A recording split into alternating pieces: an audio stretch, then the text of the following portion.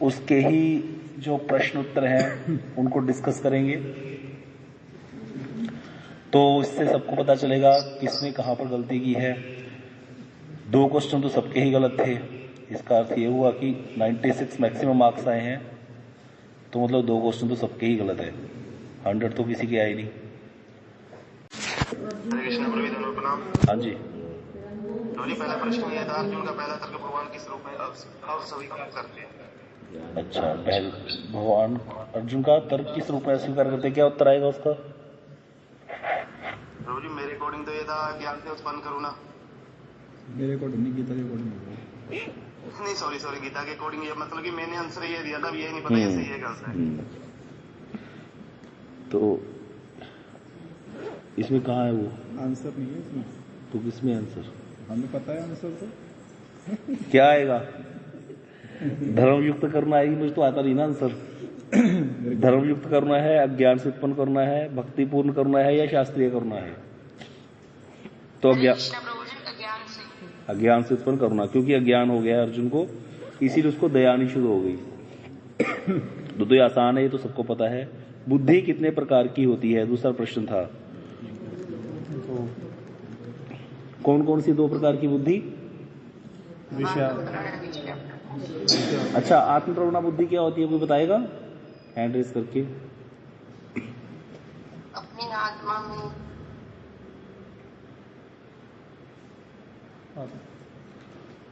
आत्म प्रवणा बुद्धि और विषय प्रवणा बुद्धि। हाँ जी, सुदेवी दीदी आप बताइए। प्रभु जी, जो आत्मा से संबंधित होता है, जैसे कृष्ण की भक्ति से रिलेटेड है, जिसमें शरीर का कोई वो नहीं होता, वो आत्मा प्रवाहित बुद्धि होती है। और विषय प्रवण जो है शारीरिक संबंध से, जो शरीर में लगा हुआ है, जिसका चित्त, जिसका मन बुद्धि शरीर के संबंधी चीजों में लगा हुआ है, शरीर को कष्ट नहीं होना चाहिए, उसकी बुद्धि विषय प्रवणा है। और जो आत्मा संबंधी है, अर्थात जहां पर परम कल्याण ही अपना देखा जाता है, इसमें बहुत कुछ आ गया। व्यक्ति धाम में गया, जाकर देख रहा है कमरे कैसे मिले, रहने को कैसे है ना, तो अभी विषय प्रवणा बुद्धि ही है हमारी।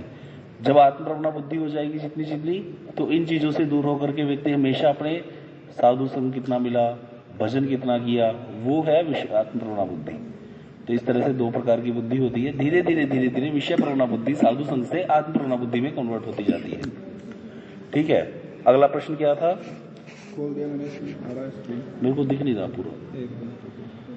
अपयश की तुलना भगवान किससे अधिक कष्टदायक बताते हैं?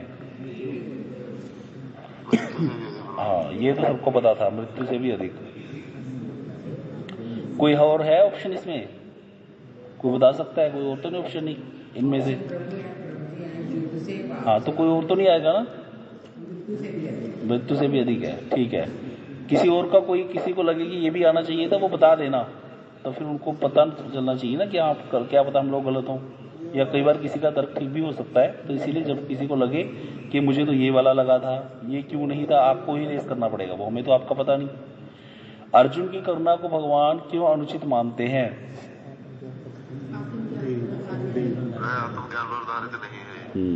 क्योंकि अर्जुन की करुणा क्या है? आत्मज्ञान पर आधारित नहीं है। आत्मज्ञान पर आधारित करुणा क्या होती है फिर?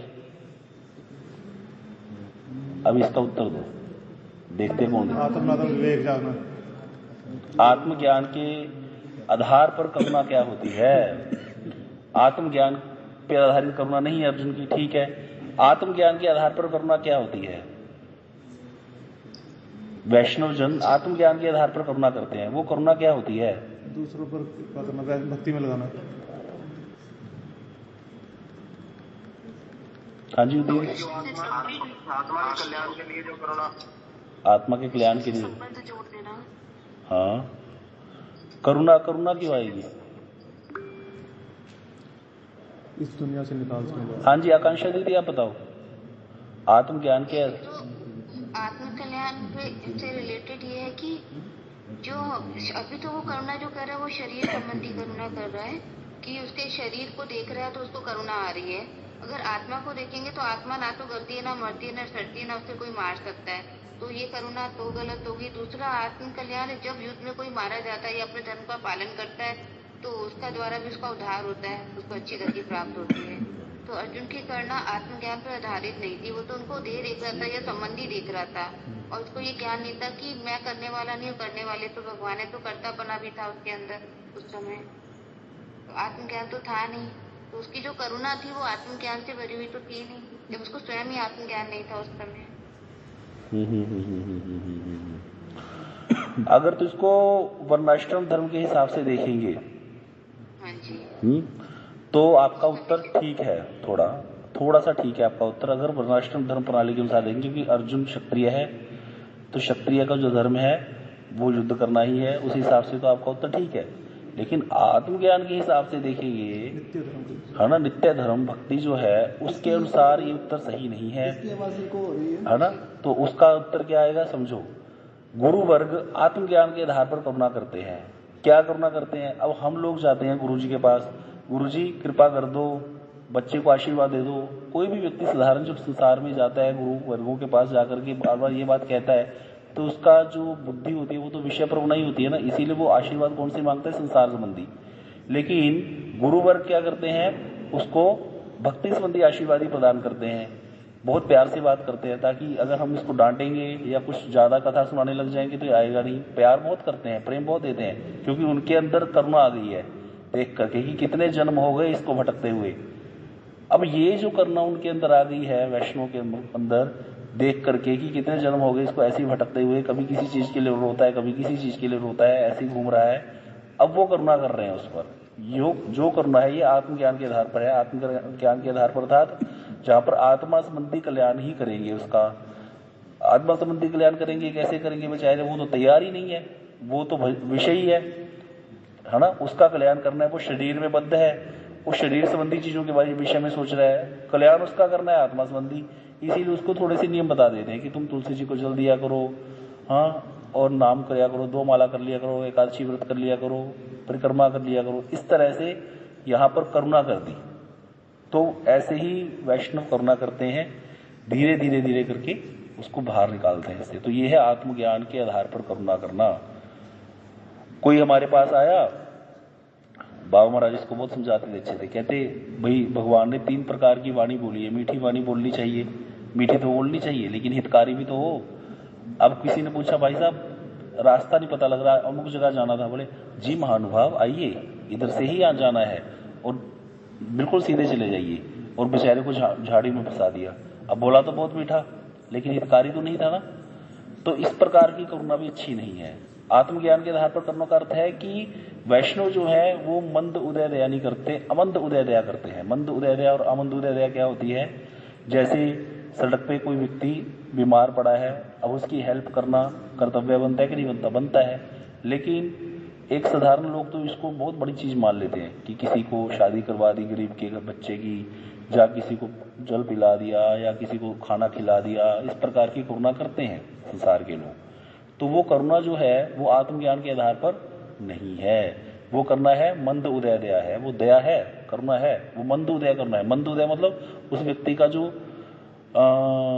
मतलब जो मंद अर्थात जो पहले जो उसका मंद है, पहले से मंद है, वो तो संसार में गिरा हुआ है अपने कर्मों के कारण। अब उसका और भी मंद उदय कर दिया हमने, उसको और फैसिलिटीज देनी शुरू कर दी इस प्रकार की, तो वो तो मंद उदय दया है। लेकिन वैष्णव क्या करते हैं? अमंद उदय दया करते हैं। अमंद उदय दया होती है जब आत्मज्ञान संबंधी करुणा करते हैं उस पर। कैसे?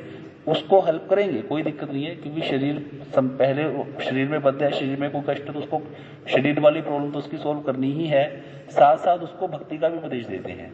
जैसे मुरारी गुप्त जो थे महाप्रभु जी के पार्षद, वो क्या थे? वैद्य थे। लेकिन उनके पास जो कोई दवाई लेने आता था तो वो उसको मेडिसिन तो देते थे, ये नहीं थी मेडिसिन नहीं देते थे, बोलते थे शरीर का क्या है, शरीर तो खराब होता ही रहता है, भजन किया करो। ऐसा नहीं है, दवाई देते थे उसको, साथ साथ उसको भक्ति का भी उपदेश देते थे। इसीलिए महाप्रभु कहते थे शरीर के तो वैद्य तुम हो ही हो, शरीर का रोग तो दूर करते भी हो, तुम तो जीवों का भव रोग भी दूर कर देते हो, भव रोग भी दूर कर देते हैं वैष्णव।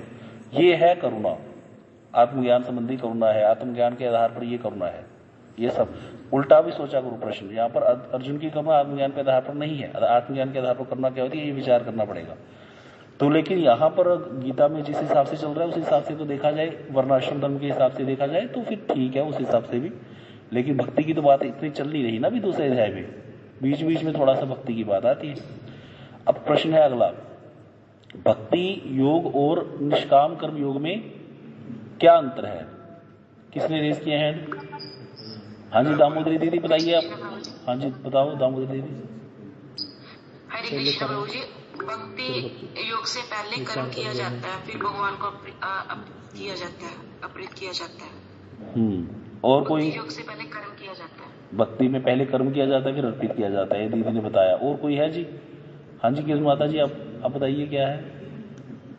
मेरे को भी यही है, भक्ति योग से पहले कर्म किया जाता है, फिर भगवान को अर्पित किया जाता है। अच्छा, और कर्म योग में पहले आप लोगों में से कोई है जी? ये ठीक है? नहीं भाई, भक्ति योग में पहले सीधा समर्पण है, निष्काम कर्म में पहले कर्म है फिर समर्पण है, इसमें से कोई नहीं है। हाँ जी किरण माता जी बताएंगे। इनमें से कोई नहीं आना है। अच्छा, और अनु दीदी आप बताइए।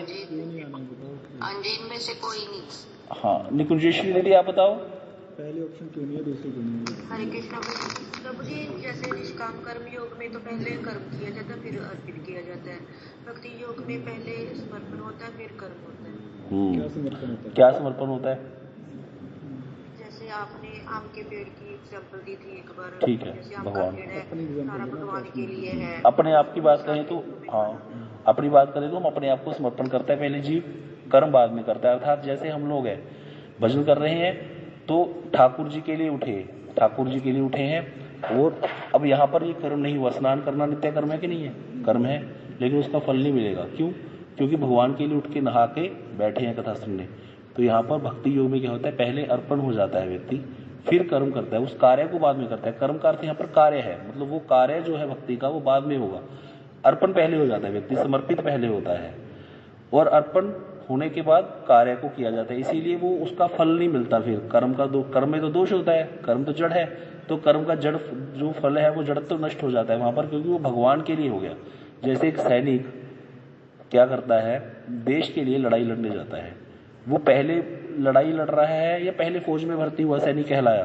पहले वो फौज में भर्ती हुआ, अब वो समर्पित हो गया देश के लिए, अब वो उसने जाके गोलियां चलाया है, अब वो कर्म करके आया कि नहीं आया? कई लोगों को गोली मार के आ गया सरहद पे, लेकिन उसको कोई दोष नहीं होता। क्यों?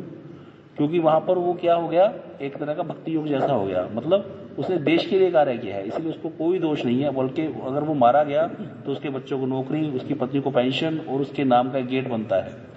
तो इसीलिए इसी प्रकार भक्ति में जो पहले समर्पण हो जाता है, कार्य बाद में होता है। उसी के विपरीत कोई व्यक्ति पहले किसी को गोली मारे और बाद में जाके फौज में भर्ती हो जाए, तो जो पहले जिसको गोली मार के आया ना, उसको फल मिलेगा कर्म का, क्योंकि वो किसी देश के लिए गोली नहीं मार के आया, देश की रक्षा के लिए, वो अपने किसी स्वार्थ के लिए गोली मार के आया।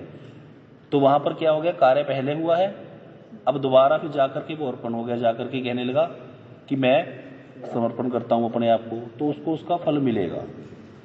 कर्म योग में और भक्ति योग में यही अंतर है, पहले कार्य होता है कर्म योग में, फिर अर्पण होता है, उसमें दोष कम हो जाता है। जैसे वो व्यक्ति गोली मार के समर्पण कर दे, कोई व्यक्ति किसी को गोली मारे और समर्पण कर दे, सजा तो उसको मिलेगी लेकिन थोड़ी कम हो जाएगी।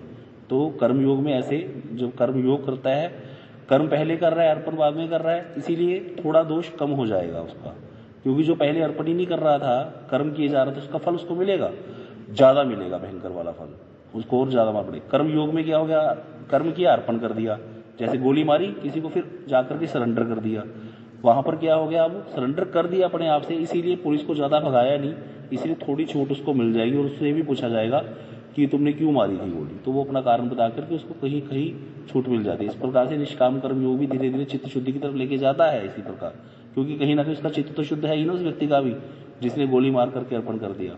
और जो गलत काम करे जा रहा है, क्राइम करे जा रहा है और भाग रहा है, भगोड़ा है, और पुलिस उसके पीछे पड़ी हुई है, ये तो और ज्यादा बुरा हो गया, वो अर्पण भी नहीं कर रहा, कर्म किए जा रहा है गलत।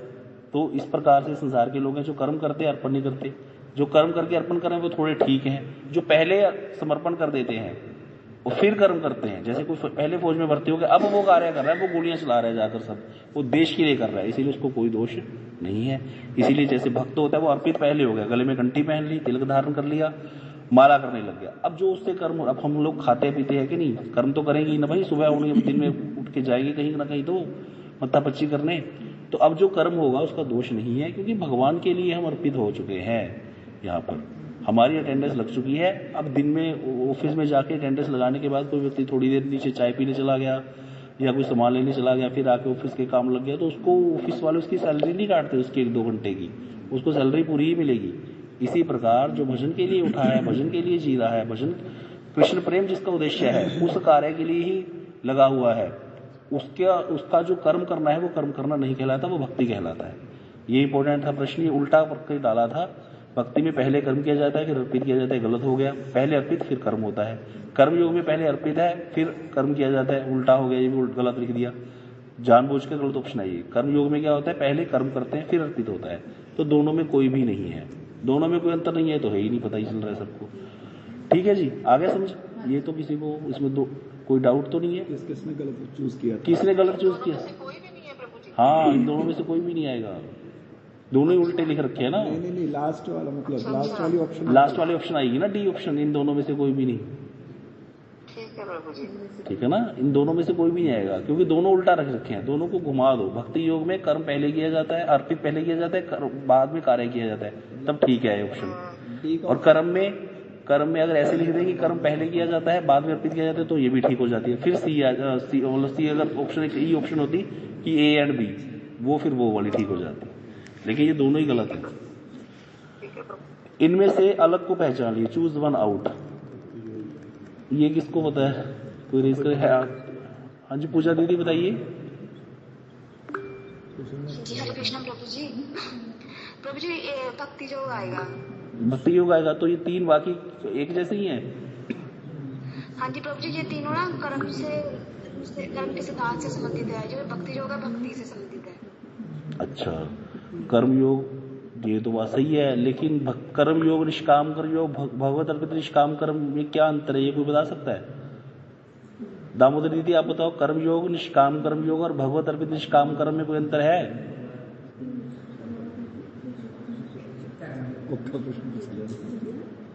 हरे कृष्ण प्रभु जी। हाँ जी, कौन सा कुछ इनमें से अलग को पहचानिए? हाँ, अलग तो पहचान, हाँ अलग अलग पहचानना था। अलग क्या है? मैं प्रभु जी भक्ति योग लिखा था। ये तो ठीक है, ये तो सही हो गया, भक्ति योग ही है इसमें अलग तो। लेकिन ये जो तीनों ऊपर वाले हैं, ये तीनों में क्या डिफरेंस है, ये पता है किसी को? एक बार हैंड दोबारा रेज करो बंद करके सब लोग, तभी पता चलेगा ना किसके है। इन तीनों में क्या डिफरेंस है, वो ही हैंड रेज करे जिसको इन तीनों का डिफरेंस पता है। और कोई है? आपको पता है कि इन तीनों का डिफरेंस?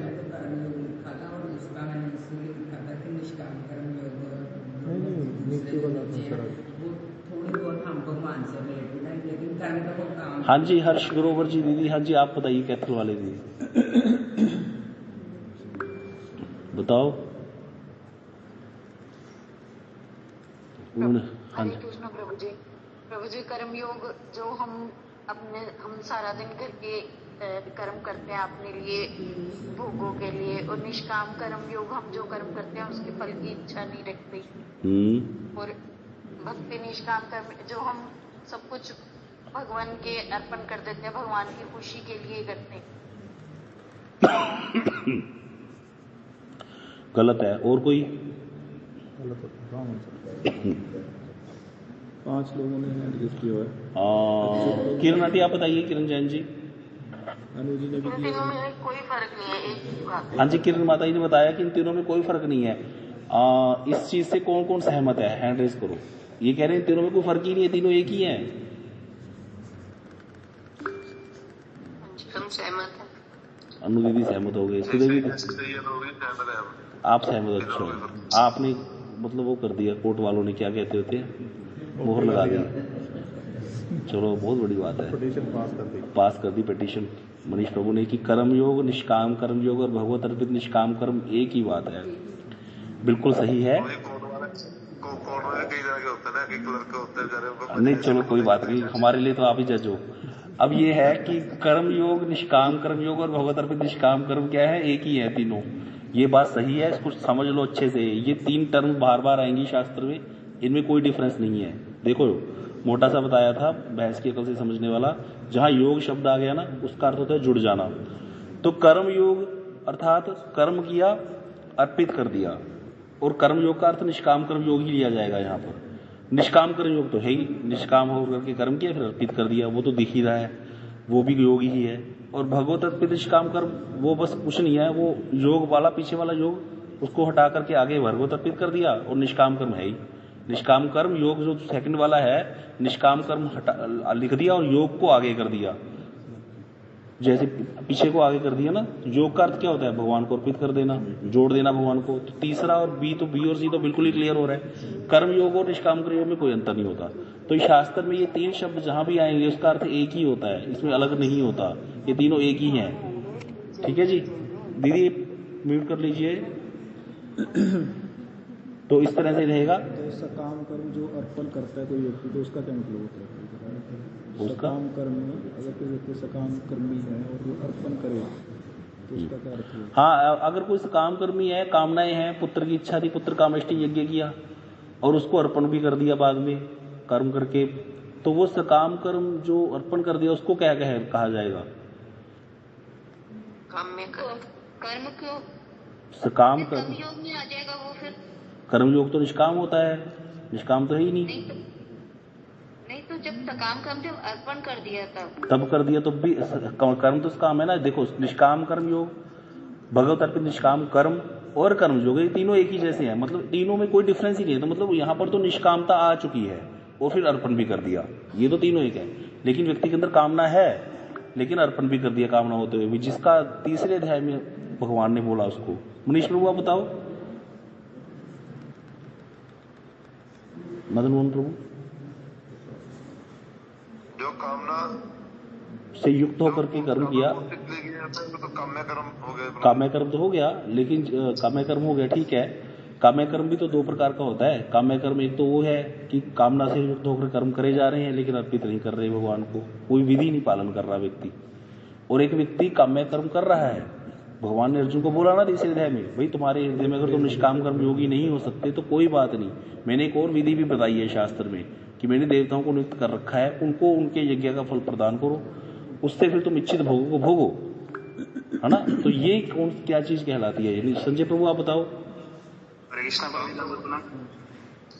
प्रभु जी, इसमें व्यक्ति ना अपने आप टर्म का नाम बताओ, टर्म का नाम बताओ, उसको कहते क्या है? हाँ जी आप बताओ। सकाम कर्म योग, सीधा सा आसान है, निष्काम नहीं है, बस सकाम हो गया, योग कर दिया उसने, तो वो सकाम कर्म योग है। लेकिन ये सकाम कर्म योग क्या होता है? अविधि पूर्वक होता है। अविधि पूर्वक क्यों है? क्योंकि भगवान को वहां पर नहीं लिया जाता, वो देवता को अर्पित हो रहा है, लेकिन अर्पित वो किसी ना किसी तरीके से भगवान को जा रहा है, किसी तरीके से, क्योंकि देवता भी भगवान द्वारा ही नियुक्त किए गए हैं। तो सकाम कर्म योग क्या होता है? कामना से युक्त होकर के कर्म किया और अर्पण भी कर दिया देवता को, इस प्रकार से एक काम कर्म योग कहलाता है। अगला प्रश्न, विषयों के निरंतर चिंतन से पहले क्या उत्पन्न होता है? ध्याय तो विषयान पुंसः, इच्छा कहते हो आप लोग, क्या आएगा? अनु दीदी ने आसक्ति बोला। हाँ जी दामोदरी दीदी आप। हरे कृष्णा प्रभु जी, आसक्ति। आसक्ति, हाँ जी। सुदेवी दीदी इच्छा कह रही है। श्लोक बताओगे? श्लोक नंबर बताओ, कहाँ लिखा है इच्छा श्लोक में? या श्लोक ही बताओ, नंबर नहीं है आपको। श्लोक बताओ, क्या श्लोक है, कौन सा श्लोक है?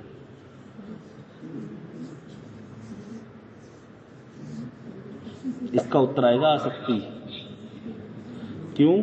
क्योंकि भगवान कह रहे ध्याय तो विषयान पुंसः, इच्छा तो कर ही चुका, ध्यान तो कर ही रहा है विषयों का। संगस्तेषु उपजायते, अब आसक्ति हो गई विषयों के प्रति। यहाँ पर आप लोगों के जो 96 वाले उनके गलत हो गया ये वाला आंसर है ना। फिर इसका आसक्ति नहीं लिखा था ना, इच्छा लिखा, आसक्ति लिखा था, आसक्ति आएगा इसको। आसक्ति स्मृति, विषयों का ध्यान करने से स्मृति, स्मृति तो बाद में आते हैं ना। स्मृति प्रशांत बुद्धि नाशो बुद्धि नाशात पश्यति, वो तो बाद में है। जब क्या श्लोक क्या अध्याय तो विषयान पुंसः संगस्तेषु उपजायते, संगस्त जायते कामा, कामा क्रोधात विजायते, कि आसक्ति से फिर कामना उत्पन्न हो जाती है। कामात क्रोधा विजायते, कामना जब पूरी नहीं होती तो क्रोध आता है। क्रोधात भक्ति सम्मोह, क्रोध से मोह हो जाता है। मोहा स्मृति प्रशांत, मोह से स्मृति प्रशांत होता है, मोह से स्मृति नष्ट होती है, फिर स्मृति आएगा आगे जाके। बहुत स्मृति विनाशात बुद्धि नाशो, स्मृति नाश होने से बुद्धि का नाश हो जाता है, बुद्धि नाशात प्रणश्यति, बुद्धि का नाश होने से व्यक्ति का भी नाश हो जाता है। तो पहले विषयों का ध्यान करने से आसक्ति हो जाती है, विषयों का ध्यान करने से आसक्ति हो जाती है, इस तरह से आसक्ति ही आएगा इसका उत्तर। ठीक है जी। तो ये कौन सा श्लोक है, कौन सा नंबर? ध्याय तो विषयान कौन सा, देख के बता देते हैं आपको श्लोक, 1 मिनट देख के बता देते हैं गीता में दूसरे अध्याय में, अगर किसी को पता है तो बता दो जी, दूसरे अध्याय के मैसेज कर दीजिए, लास्ट में जाकर है ध्याय तो विषयान कौन सा, ये इंपॉर्टेंट श्लोक है। अगला क्वेश्चन। प्रभु जी कामना इच्छा ही माना जाएगा? हाँ, कामेश क्रोधेश, तो वो तो उसका उत्तर वो है कि रजोगुण से उत्पन्न कामना, वो अलग है। यहाँ पर विषयों की क्रोध से, हाँ, कामना जब पूरी नहीं होती, कामना से क्रोध नहीं उत्पन्न होता। अब हमारे हृदय में कामना है कि कुछ लेके आए, तो फिर थोड़ी क्रोध उत्पन्न होगा, कामना पूरी नहीं होने पर क्रोध उत्पन्न होगा। ना पूरी होने से। हाँ, तो कामना तो जीव को कर्म में प्रवृत्त करती है। 62 नंबर श्लोक है, बस आ गया नंबर। ठीक है जी। हाँ जी। ये इच्छा और कामना में कोई डिफरेंस होता है क्या? नहीं, एक ही बात है, सेम है। हो गया। अगला श्लोक, कछुए का उदाहरण किस सिद्धांत को समझाने के लिए दिया गया है? इंद्रिय से है भाई। कोई और बताएगा? हाँ जी, आप क्या बताते हैं? कछुए का उदाहरण इंद्रिय संयम, कछुआ इंद्रिय संयम, ठीक है। वैराग्य, भजन, ध्यान, तप, तो इसका क्या आएगा? 8 का डी आएगा। किसी और का कोई उत्तर तो नहीं रहा? किसी और को कुछ और लगाओ।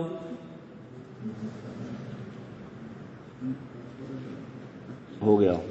युद्ध ना करने पर अर्जुन को क्या प्राप्त होगा? पाप और अभ्यास। पाप और अशेष, शांति तो कभी प्राप्त होती ही नहीं है, चाहे कुछ करते रहो।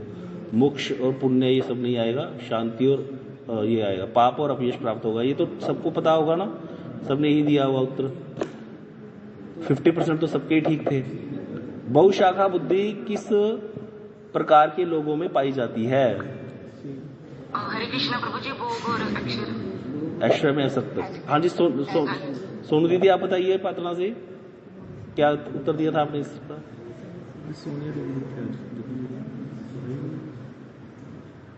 बहुशाखा बुद्धि किस प्रकार के लोगों में पाई जाती है? नहीं कर पा रही अनम्यूट। सबका यही था सी, किसी का और कोई था तो बता दीजिए, उसको बता देंगे क्यों नहीं है। सी ही आएगा इसका उत्तर। ठीक है, हाँ ठीक है, ठीक है जी। 11वां, समत्व बुद्धि का मुख्य लक्षण क्या है? क्या आएगा इसका उत्तर? हाँ जी, सुख और दुख में समान भाव। हाँ, किसी ने और लिखा था कुछ?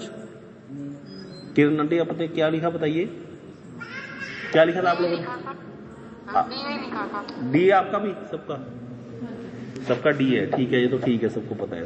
सुख दुख में सम हो गए, समत्व बुद्धि आ गई। अगला प्रश्न, भगवत गीता के 2/62 जो ही श्लोक ध्याय तो विषयान कौन सा में सही कर्म कौन सा है? हाँ जी, चिंतन, अष्टति, इच्छा, क्रोध। पहले चिंता करेगा, शक्ति तो आनी है, पर इच्छा, फिर आसक्ति होगी, फिर इच्छा और क्रोध, बी आएगा। पहले चिंतन है तो विषयान संगस्तेषु। हाँ, तो चिंता ही संगस्ते संगा संजायते कामा कामा क्रोध पहले बी आंसर है। हाँ, बी आएगा, ठीक है। नहीं चिंता बी होगा, बी आएगा इसका उत्तर। कोई और है इसका? किसी और? हाँ जी, क्वेश्चन से पिछले वाला क्वेश्चन का आंसर भी क्लियर हो गया था, क्या शक्ति आएगा? हाँ, क्योंकि विषयों का ध्यान चिंतन करने से शक्ति हो जाती है। दो क्वेश्चन एक जैसे ही थे ये, ठीक है ना? तो इसीलिए 12वें का बी आएगा, चिंतन करेगा विषयों का, फिर आसक्ति हो जाएगी। आपका ये वाला गलत हुआ? किसका गलत हुआ? बी। इसमें से देख करके उसका आंसर सही दिया। अच्छा, लिखा हाँ, श्लोक नंबर लिखा हो गया। हाँ, तो हमने तो कहा था किताब खोल लो, क्या दिक्कत है? आंसर तो सही दो। स्थित प्रज्ञ क्या है? स्थित प्रज्ञ व्यक्ति दुख में कैसे रहता है? क्या इसका उत्तर आएगा? कैसे रहता है? सी आएगा, बी आएगा, ए आएगा? सबने सी लिखा, ठीक है। चलो आप लोग विचलित मत होना। अगला प्रश्न, कर्मफल त्याग का सही भाव क्या है? कर्मफल त्याग का सही भाव क्या है? कि कर्मफल त्याग का कर्म का ही त्याग कर देना, या कर्तव्य बुद्धि से कर्म करना, या निष्क्रियता, या तप, क्या आएगा?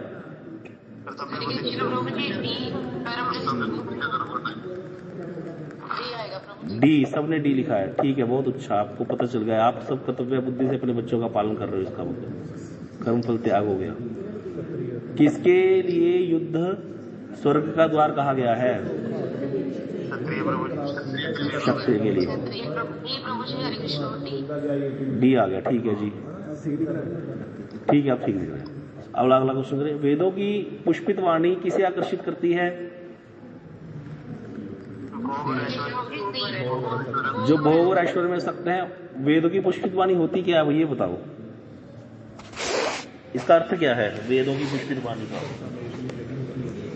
वेद में क्या लिख रखा है ऐसा? फूल कौन से फूल दिखाए हैं वेदों में? पुष्पित का अर्थ है फूल। फूल वाली वाणी कौन सी है वेदों में?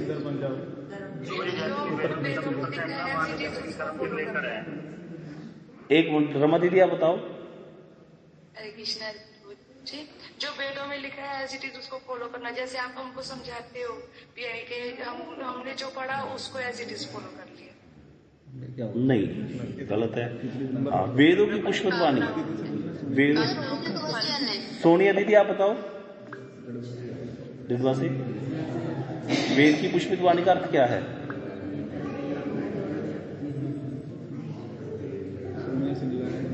नहीं है, सोनिया सिंगला दीदी नहीं है, मुझे लगा नहीं। चलो, हाँ जी मनीष प्रभु आप बताओ। कर्म के बारे में बताया गया, जब भोग जो कर्म करेगा तो उसे क्या मिलेगा, मुझे बताया गया उसमें। हाँ, तो वो भोग में ऐश्वर्य आसक्त, भोग और ऐश्वर्य में आसक्त लोगों को क्यों आकर्षित करती है? हम जो आए हैं तो बिल्कुल सही बोला। देखो, भगवान जीव क्यों आया? भगवान से अलग होकर के भोग करने की इच्छा से आया। भगवान ने वेदों में भोग का सिस्टम दे दिया सारा। क्यों दिया? क्योंकि जैसा ग्राहक वैसा माल देना पड़ेगा, तो इसीलिए वैसा वाला माल दिया। वेदों में पुष्पित वाणी दी, ये कर्म करोगे ये मिल जाएगा, ये कर्म करोगे ये मिल जाएगा। सारा कर्म कांड का विस्तार है वेदों में। तो वो लेकिन आकर्षित किसको करेगी? जिसका मन भोग में जा रहा है। तो 99% लोगों को तो आकर्षित करेगी कि नहीं करेगी? मुसलमान लोगों को बता दिया 72 उरें मिलेंगी, यहाँ पर अपने धर्म का प्रचार करो, गोलियां मार के आओ।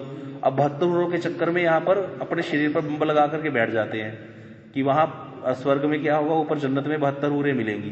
तो ये वेद की पुष्पित वाणी तो हुई। अगर चलो वेद की ना मानो, उनके वाले उसकी मान लो। इसी प्रकार वेदों में भी बहुत प्रकार के वाक्य हैं कि तुमको स्वर्ग में अप्सराएं मिलेंगी, वहां दिव्य भोग हैं। तो इसीलिए स्वर्ग की विषय में जितना वेदों में बताया गया वो पुष्पित वाणी है। या संसार के भोगों के लिए जितना वेदों में बताया गया वो पुष्पित वाणी है ना। और जूते पड़ेंगे वो नहीं बता रखा उसमें। जूतों की सारी व्याख्या करी है वहां भागवत जी में, नरकों का वर्णन किया। वेदों में वर्णन नहीं किया नरकों का। वेद में यही बता दे सारा, इंद्र के लिए यज्ञ करो, वो उसके लिए ये यज्ञ करो। जूते वाली बात बताई नहीं। फिर आगे साधु संघ में पता चलता है जाके जूते भी पड़ते हैं, या फिर जूते खा भी रहा होता है यहाँ पर। लेकिन वेदों की पुष्पित वाणी उसको मन को आकर्षित करती रहती है जिसका मन भोग और ऐश्वर्य में आसक्त हो रहा है। ऐश्वर्य में आसक्त अर्थात अब किसी व्यक्ति को लगने लगे, आज जहां राष्ट्रपति जी आ रही, कि मोज तो राष्ट्रपति जी की है, रेडिसन ऑर्डर में रुकी हुई है, हम देखो यहाँ ऐसे पड़े रहते हैं, नींद ही नहीं आती सख्त गद्दों पे, उसको बढ़िया मजे आ रहे होंगे, ऐसा सोचता है व्यक्ति, ऐश्वर्य में आसक्त हो गया। तो ऐसी वाणी जो है उसको जो है क्या करती है, पुष्पित वाणी की। फिर वो कई प्रकार के यज्ञ करने लग जाएगा, दान पुण्य यज्ञ तप इत्यादि करने लग जाएगा, जो कि वेदों में वर्णित है उन ऐश्वर्य और भोगों को प्राप्त करने के लिए। लेकिन उसका फल जो है वो भोग तो मिलेगा, साथ में जूते भी पड़ेंगे, वो नहीं पता। तो इस तरह से उस व्यक्ति को वो वेदों की वाणी आकर्षित करती है, ये बताया गया है यहाँ पर। किसको? जिसका मन भोग और ऐश्वर्य में आसक्त हो रहा है। अब आप कहोगे कि भोग और ऐश्वर्य में आसक्त मन कृष्ण भक्त का क्या नहीं होता? कृष्ण भक्त का भी मन भी तो भोग और ऐश्वर्य में आसक्त होता है, और एक संसारी व्यक्ति का भी होता है। डिफरेंस क्या है? कृष्ण भक्त भी माला कर रहा है, उसका मन भी भोग और ऐश्वर्य में आसक्त हो रहा है। उसको भी तो आता है मन में माला करते करते, चलो बढ़िया घर बना लें, बढ़िया गाड़ी ले लें, एंजॉय करेंगे। आता है नहीं आता? माला कर रहा है, फिर क्या हो गया? कनिष्ठ है अभी तो, उसके अंदर भक्ति की वैसी वाली भावना थोड़ी जग गई अब। फिर भी उसका डिफरेंस है संसारी व्यक्ति से जो कर्मकांडी है। कि क्या डिफरेंस है, कोई बताएगा?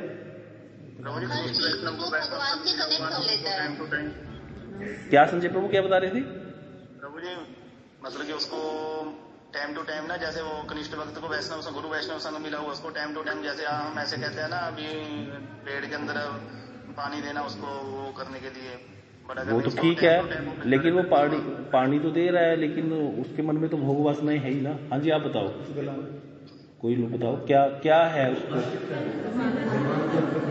अर्पित तो पहले ही हो चुका कनिष्ठ। नहीं नहीं नहीं, गिलानी महसूस करता है। हाँ, दो ही लोगों ने बताया यहाँ पर, वेणुगोपाल प्रभु, सुदेवी दीदी। उसको क्या है भाई, मेरे मन में इच्छा आ गई, मैं माला कर रहा था, किसी के हाथ में एप्पल का मोबाइल देख लिया, मेरे को भी मिल जाए, लेकिन बार बार मन को कोस रहा है, क्यों इसमें पड़ता है। गुरुजी ने बोला था ये सब चीजें तेरे लिए ठीक नहीं है, लेकिन फिर भी क्योंकि अभी हृदय दौर्बल्य है, मन में कामनाएं आ जाती हैं, इसीलिए अपने आप को, उसको पता है ये चीज मेरे लिए गलत है, ये मेरे लिए सही नहीं है, लेकिन फिर भी वो उसकी तरफ आकर्षित हो रहा है, भोग और ऐश्वर्य की तरफ। तो लेकिन जो कर्मकांडी है वो तो पूरा ही आकर्षित है ना, उसको तो ये फील ही नहीं आ रहा कि ये गलत है, ये सही है, वो तो सही मानता है उसको। लेकिन जो कृष्ण वैष्णव है उसको ये पता चल गया कि ये चीज मेरे लिए ठीक नहीं है, मेरे हृदय दौर्बल्य के कारण मेरा अभी जो विवेक है वो जागृत नहीं हो पा रहा, इसीलिए मैं जो हूँ इन चीजों में फंसा हुआ हूँ, इसीलिए प्रार्थनाएं करता है, इसीलिए कीर्तन करता है। कितने सुंदर सुंदर कीर्तन है।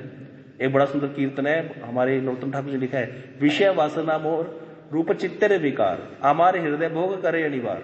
हे प्रभु, विषय और वासनाओं ने मेरे चित्त पर अधिकार कर रखा है, मेरे हृदय ने भोग को स्वीकार कर लिया। कहते कत ये जतन आमी करी लाम हाय। हे प्रभु, क्या बताऊं कितने जतन किए मैंने अपनी इच्छाओं को दबाने के, ना गेल विकार बुद्धि शेषे प्राण जाए, प्राण चले जाएंगे, लेकिन ये भोगों की बुद्धि नहीं जा रही मेरी। ए घोर विकार मोर करी ले अस्थिर, ये घोर विकार मुझे अस्थिर करते हैं। तो इस तरह से प्रार्थना करता है। शांति ना पाइल स्थान, बहुत सुंदर कीर्तन है, कभी गाएंगे इसको, आगे हम सारे कीर्तन गाया करेंगे ये वाले। तो ये कीर्तन दिए हमारे आचार्य ने, कितना सिलेबस दिया, कितना कुछ दिया निकलने के लिए कृष्ण भक्त को। अपने आप स्वयं लिखते हैं, क्या वो भोगों में आ सकता है? रूप गोस्वामी, सनातन गोस्वामी हमारे लिए कीर्तन लिख के चले गए, ऐसे सुंदर सुंदर प्रार्थनाएं कि भाई कनिष्ठ भक्त है, कामनाएं वासनाएं तो उसके अंदर रहेंगी ही, लेकिन उसको ये पता चल गया ये गलत है, ये सही है।